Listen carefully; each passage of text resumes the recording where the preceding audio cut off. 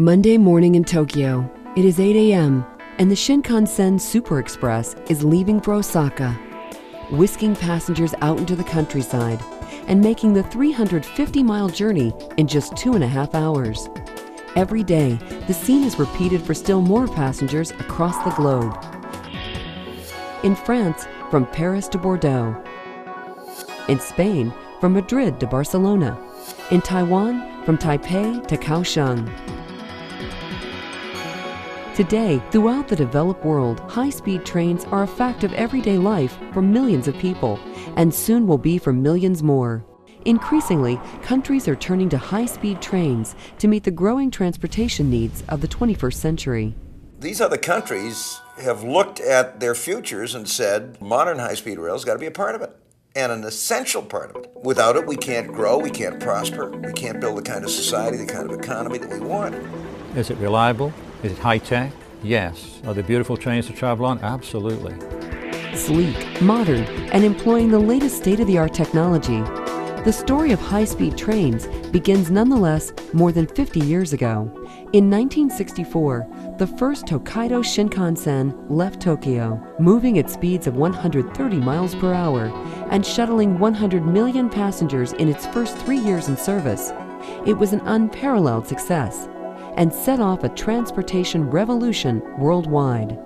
In 1981, the TGV began operations in France, drawing 1 billion passengers in 20 years and revolutionizing the way Europeans travel. Today, 12 countries throughout the world have high-speed rail systems in place, with the reach of new high-speed lines ever expanding. 8 more countries, including Mexico, Russia, and Argentina, are currently building or planning their own high-speed systems, and will soon have them up and running.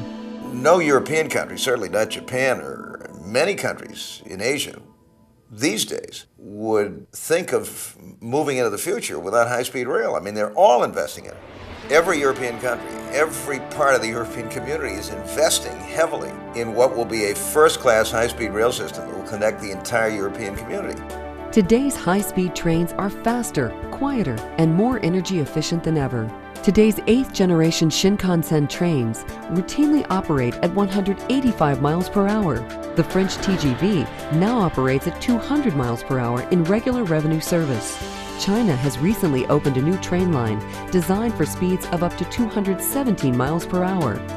And high-speed train technology has not yet reached its limits. An operational German ICE train has reached 252 miles per hour. Test runs on Japan's Shinkansen have reached 277 miles per hour. And in 2007, an experimental French TGV train reached a world record rail speed of 357 miles per hour. Thanks to the latest improvements, it's now possible to go from downtown London to downtown Paris in 2 hours and 15 minutes. And of course, it's getting enormous ridership. For passengers, travel on high-speed trains offers unparalleled reliability, safety, and accessibility, rivaling point-to-point travel times for air travel on trips up to 500 miles, and easily outstripping travel times by automobile and conventional rail service.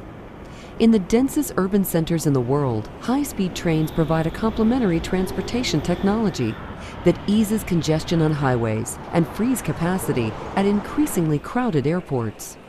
By seamlessly integrating high-speed trains with airports and other modes of transits such as subways, light rail, buses, and commuter rail, high-speed trains offer passengers a functional transportation alternative, while at the same time promoting sustainable development patterns within existing urban cores. Clean electrically powered high-speed train technology also pays critical environmental dividends. One traveler's trip on a French TGV high-speed train reduces 4 to 5 times less carbon emissions than travel over the same distance by air. Money spent today is going to go a long way in the future, and it's evidenced by the other countries that have high-speed rail. People are happier that they're getting to work on time, they're paying less for transportation costs, and they're helping the environment. California, I believe, has to look to high-speed rail as the #1 priority. If you look at the other countries of the world that have high-speed rail systems, Japan, France, Germany, California is about the same scale, and we're approaching the same density of people. France has 55, 60 million people. We're going to reach 50 million people by 2030, it's estimated.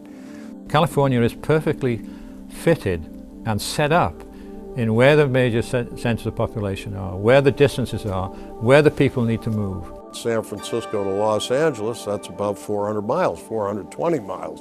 Those are systems that lend themselves to high-speed rail.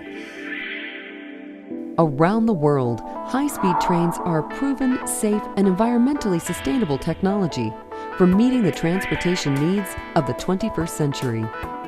By offering a fast, frequent, and enjoyable travel alternative, high-speed trains fit in perfectly with a regional intercity transportation matrix that works. It can work in California, too.